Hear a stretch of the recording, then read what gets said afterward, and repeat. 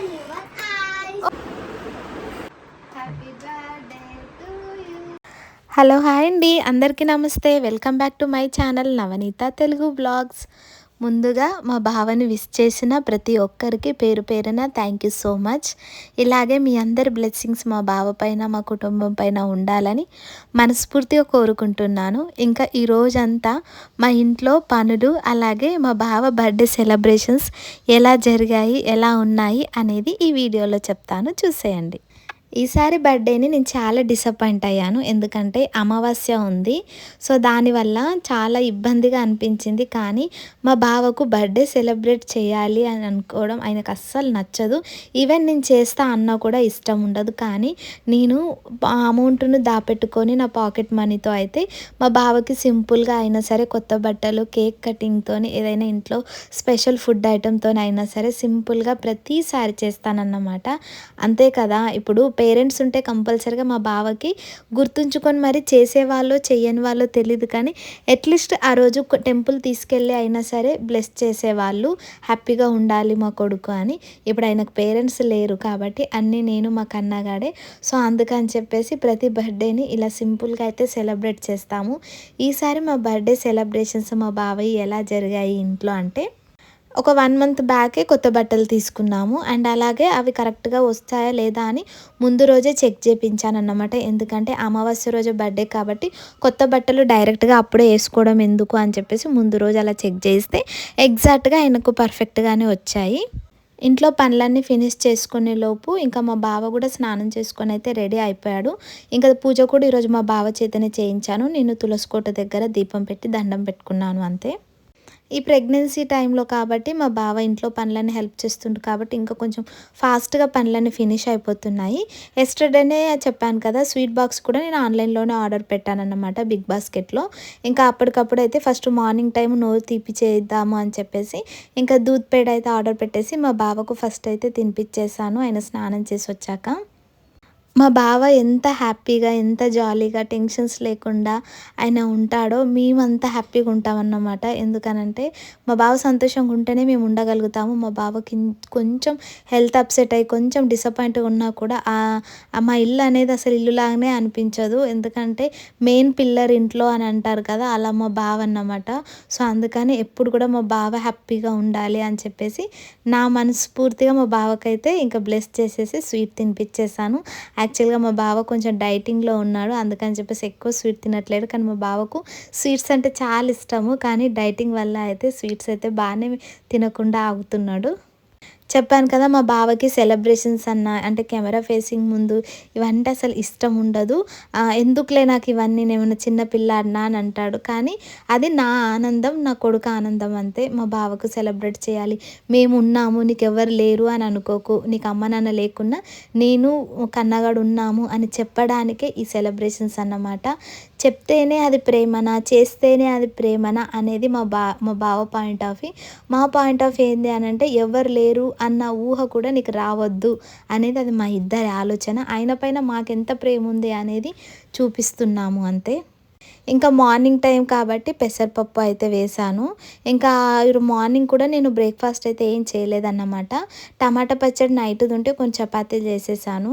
ఇంకా టీ పెట్టేశాను. తర్వాత కన్నగాడికి కూడా బాక్స్ కట్టించి పంపించేసాను అన్నమాట. అమావాస్య కాబట్టి ఇంక ఈరోజు బర్త్డే ఉన్నా కూడా నాన్ వెజ్ ఏం చేసుకోవద్దు, అట్లీస్ట్ ఎగ్ కూడా చేసుకోవద్దు కదా. ఇది మీలో ఎంతమంది ఫాలో అవుతారో అమావాస్య రోజు నాన్ వెజ్ తినొద్దు అనేది కామెంట్ చేసేయండి. నేనైతే 100కి 200% ఇవన్నీ నమ్ముతాను అండ్ ఫాలో అవుతాను కూడా. చాలామందికి నా కిచెన్ అనేది నచ్చుతుంది అన్నమాట. సో కిచెన్లో లైటింగ్స్ ఇలా పెట్టాక మా కిచెన్ లుక్కే మారిపోయింది.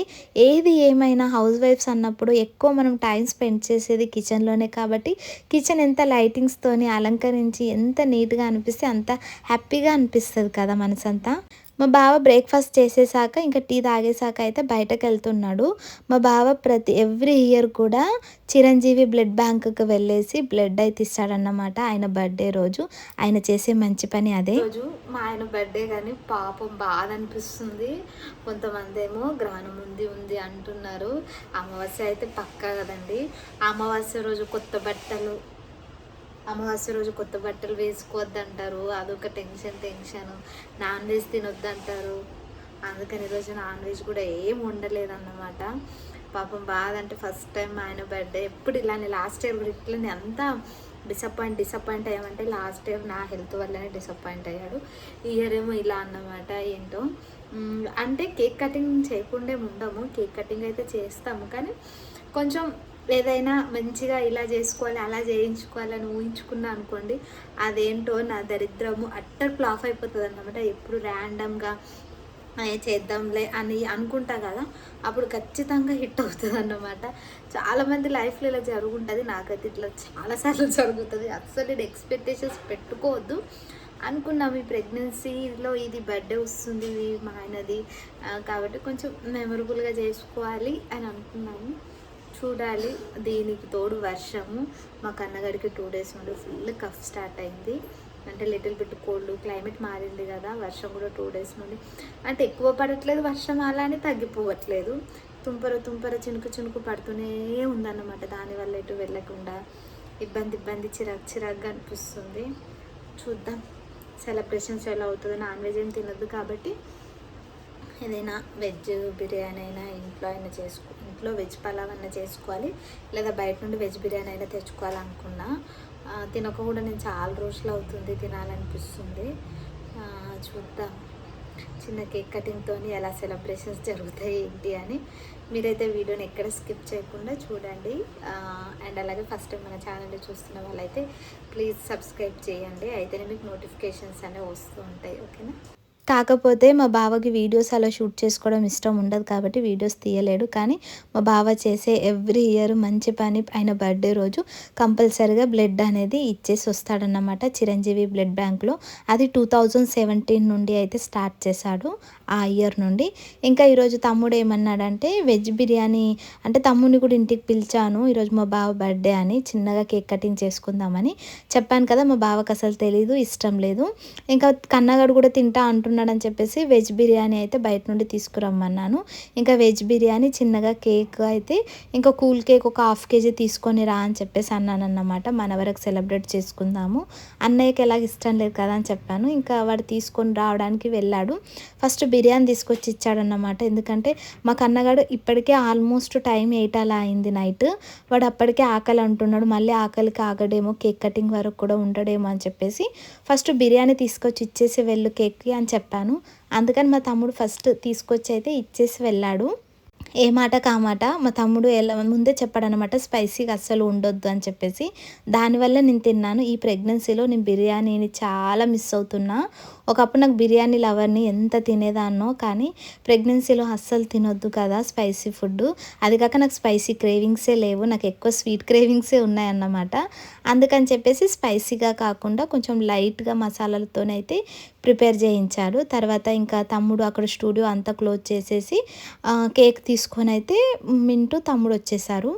అసలు ఎంత బాగా కేక్ కటింగ్ చేయించేసి, అంటే ఇంకా డెకరేషన్ చేయాలని ఏదేదో ప్లాన్ చేసుకోవాలనుకున్నాను. కానీ మా బావ స్ట్రిక్ట్గా చెప్పాడు, నువ్వు కంపల్సరీగా నా బర్త్డే చేస్తావని నాకు తెలుసు, కానీ మరీ చెప్తున్నా, నాకు అస్సలు ఇష్టం లేదు అమ్ములు, నాకు ఇంట్రెస్ట్ అంతకన్నా లేదు, నేనేమైనా చిన్న పిల్లాడినా, నాకు ఏం వద్దు అని అన్నాడు.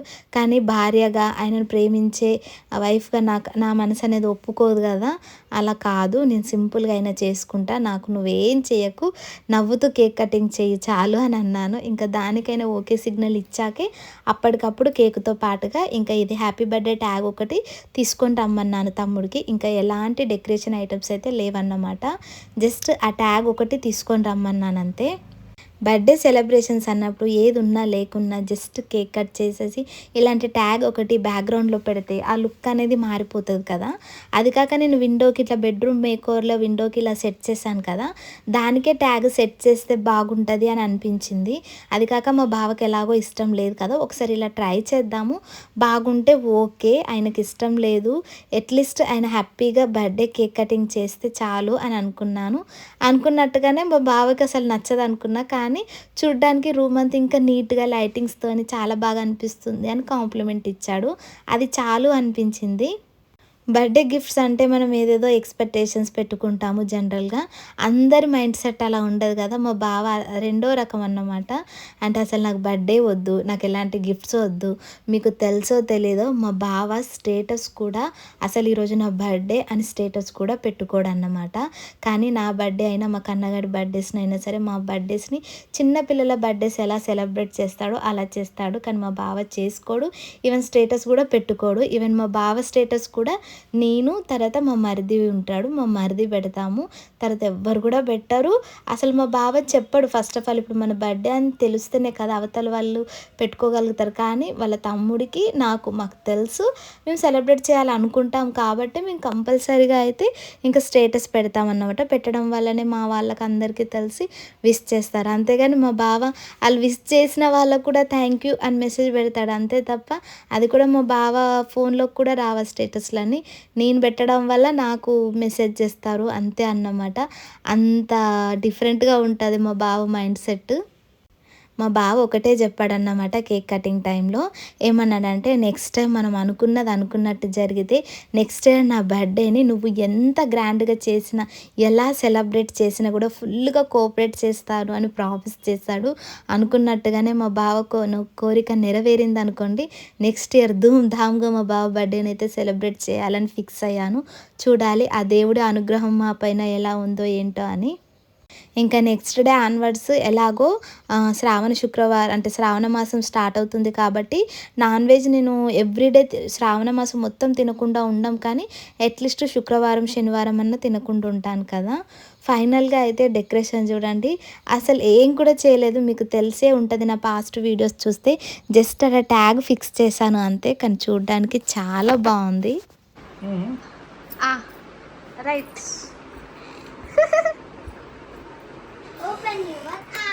Open your eyes. బాగుందా? Super super super. B for Devaraj. D అసలేనా? చూసారు కదా మా బావ అంత ఎక్స్ప్రెషన్స్ అనేది ఇవ్వడన్నమాట.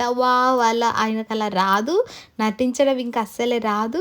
అది కాక మా బావ అలా చెప్పడు కూడా అన్నమాట. ఫస్ట్ ఆఫ్ ఆల్ ఆయనకి ఇష్టం లేకుండే కదా, సో మా కోసమే కేక్ కటింగ్ చేస్తాడు అంతే.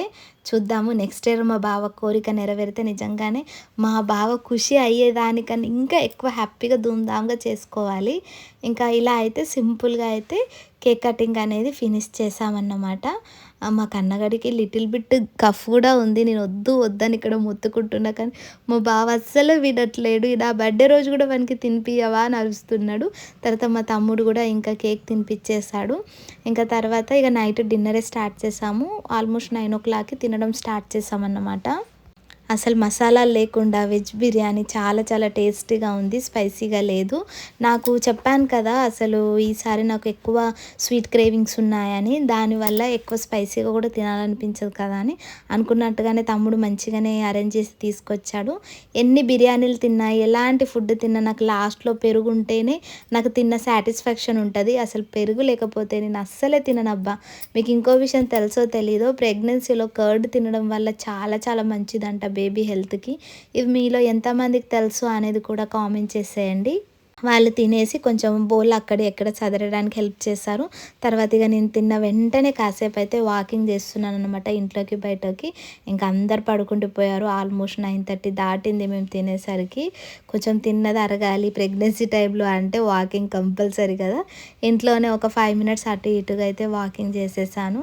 ఇంకా తర్వాత అయితే అన్ని లైట్స్ అన్ని ఎక్కడెక్కడ ఆఫ్ చేసేసి అయితే ఇక పడుకుండిపోవాలి. కన్నగాడికి స్కూల్ ఉంటుంది కాబట్టి ఎర్లీగా లేగడం, శ్రావణ మాసం స్టార్ట్ అయింది. మళ్ళీ రేపు ఇల్లంతా శుభ్రం చేసుకోవడం, ఇవన్నీ బోలెడు పనులు ఉన్నాయండి బాబు. ఉంటా మళ్ళీ 1 second. మళ్ళీ ఒకసారి మా బావని విష్ చేసిన వాళ్ళందరికీ thank you so much. Video నచ్చితే సబ్స్క్రైబ్.